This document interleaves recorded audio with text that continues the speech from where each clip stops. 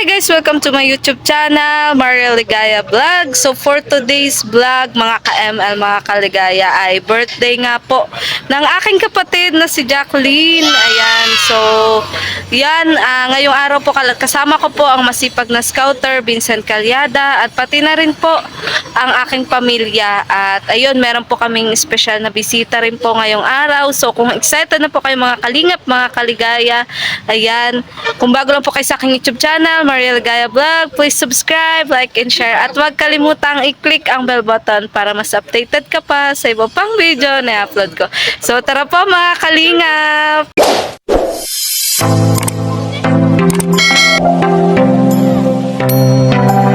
Hello po sa inyong lahat mga kalingap, sa ating pong viewers, subscribers, and supporters po ni Rolf Malalag. Please supportan po natin ang channel po ni Maria Ligaya Vlogs. Supportan po natin sa pamamagitan po ng pag-like, share, and pag-subscribe sa kanyang YouTube channel. Maraming salamat po mga kalingap. God bless po, and don't forget to subscribe Maria Ligaya Vlogs. Thank you po. Thank you! So, ayan po, andito po sila mga kalingap, mga kaligaya. Ayan. So, ayan, kasama ko po si Vincent Calyada. Ayan, yung aking Vincent, masipag na scouter. Ayan, so, Vincent, thank you ha, kasi bali ngayong araw nga ay birthday ng kapatid ko. And then yun, nag-check ka sa akin na may pa-surprise ka pala. Yes. Kapatid ko. So, maraming salamat. By the way, salamat kay Sir Enrique dahil ayan na pinag-birthday niya si Jacqueline. Talagang si Jacqueline napakahusay na bata, na dalaga. Talagang hindi lang ganda ang meron siya, talagang napakatalino. Siyempre, salamat din ako at nandito din si TJ na pumunta dito. Inimbita natin si TJ para magkita sila in person, talagang magkausap, magbanding sila. Kasi sila yung mga tinutulungan ko na talagang nabibilib ako sa kanila sa pag-aaral. Kaya, grabe, sa lahat ng mga tinutulungan ko, basta sa pag-aaral, talagang focus ako dyan. Kasi gusto ko na maging successful sila. At yun, alam ko ang makakatulong sa kanila someday kapag nakatapos. Siyempre, pag nakatapos sila, matutulungan nila yung magulang nila, maiahon nila sa kahirapan. At yun. So, salamat din Vincent kasi yun, sinama mo si TJ. Ayan, kay pakilala mo kay dito sa kapatid ko na si Jacqueline. Ayan, so, anong masasabi mo naman TJ? At yun nga, kahit pa paano, hindi ka talaga nakakalimutan ni Vincent. Yun, kahit sa ganitong okasyon, ini-invite ka. So, yun, ano masasabi mo? Unang-una po, nagpapasalamat po kay Lord. Kung hindi po dahil kay Sir Vincent, hindi po ako matutulungan, hindi po ako makakapag-aral ulit. So, yun po, sobrang nagpapasalamat po ako kay Sir Vincent dahil po sa mga ganitong occasion po, hindi niya po ako nakakalimutan. Lagi po siyang nandiyan, nagbibigay po ng mga payo para po sa school ko po. So, yun nga po sa mga nagtutulong po sa akin, sobrang nag-thank you po ako kay Jacqueline po. Happy birthday! Yun nga po, na nakilala ko po siya na in person po. Tapos yun po, pasalamat po ako sa inyo pong lahat. Ayan. So, masaya ka naman na yun nga, nakilala mo kami. Ayan. So, bali ako ni Jacqueline. Ayan. So, yun, ako masaya ako para sa kapatid ko kasi syempre, isa ka rin sa magiging inspirasyon niya kasi mas pangalit ka sa kanya, no? Kasi college ka na. So, kung hindi rin dahil kay Vincent, talagang, may possibility titigil ka na ng pag-aaral rin. Talagang mag-work na po. Ay, nag-work ka? Dati po. Pero ngayon, hindi na.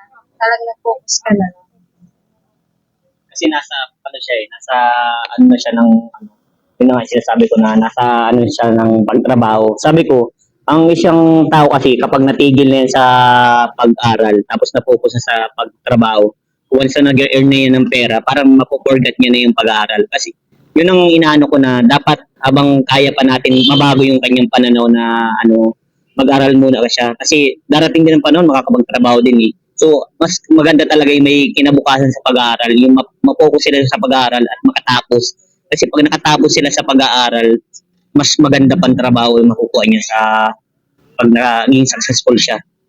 Kaya, yan, sa katulad din niya, sa inyong dalawa, i-focus niyo yung sarili sa pag-aaral kasi napakahalaga ng edukasyon sa bawat tao. Edukasyon kasi ang mag-aano sa atin, mag-aahon sa kahirapan.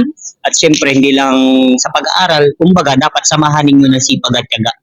Lahat ng sakripisyo, okay lang yan. Kasi darating din ang panahon, lahat ng sakripisyo nyo sa buhay, magiging successful din kayo. Yun ang itatatak nyo sa puso't isipan nyo kasi napakalaking bagay niyan.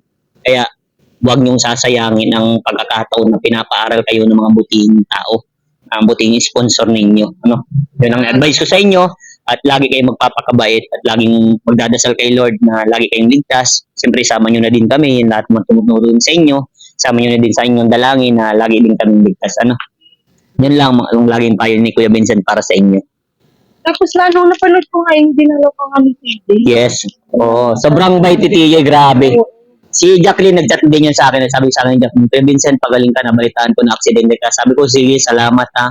Sabi ko, aral lang kayo yan. Okay lang si Kuya Vincent, nagpapagaling. Buti nga, pumunta din si TJ at sobrang thank you ako at ginamot niya ako. Ayan. Yun. Thank you talaga, Vincent, ha? Kasi never ka talagang madamot kahit saan Kasi, bagay. siyempre, sabi ko nga, vlog mo na ito sila. Ayun Kasi ito yung first time nila mag-meet din. Ano? Oo. Yes, thank you. Thank you so much. So, bali, ayan, nandito rin po yung aking anak. Yan yung aking kapatid, si Emma. Bunso po namin yung kapatid. Si Mama. Hello po. Ayan po, yung binablog po ng aking pinsan. Si Vincent Yada na si Jacqueline. Ayan, so, yun, really, anong first impression mo kay Ate PJ mo? Ayan, nung nakita kayo. Starstruck. Starstruck. Ang ganda niya, tapos mukha siyang friendly din, tapos mabait, ganun. Parang madaldal din siya. Ay, hindi. Na-realize ko nga talagang kamukha pala talaga siya. Yeah. Oo, kamukha pala talaga siya. Di ba? May hawig. So, kumbaga, comfortable ka naman na nagkakilala kayo. Yan. So, starstruck ka din pala. Kasi nga, di ko kala ko yung bata talaga siya. Okay. So, pero sa Ate Titi mo, mas ahead din sa'yo ate mo na din yan. So, ano masasabi mo ngayong birthday mo? Ayun, masayang-masaya ako kasi nga, ngayon lang naman po ito nangyari na birthday ko na magkakain kami ng sama-sama.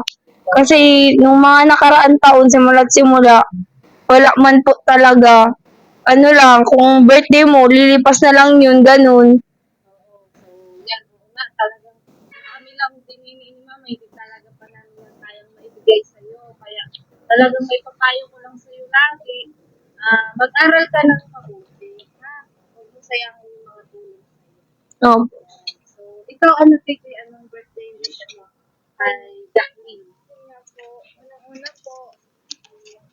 Una-una po, happy birthday kay Jacqueline po. So, stay healthy po.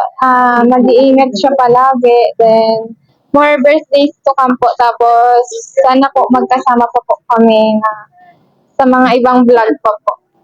So, talaga willing ka naman na invite ka lagi ni Jacqueline. Basta po hindi busy sa school. Ayun nga.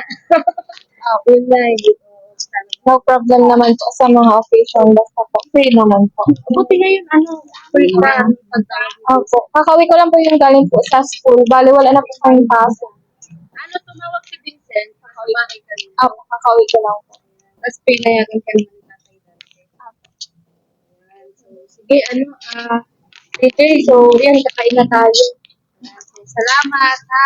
Thank you po. Pinangakan mo din ako na interviewin kita. So, Bala ako nga pala si Maria Ligaya Vlog. pinsan ni Vincent Calyada, kapatid ni Jacqueline, ayan. Kalinga partners din. So, yan.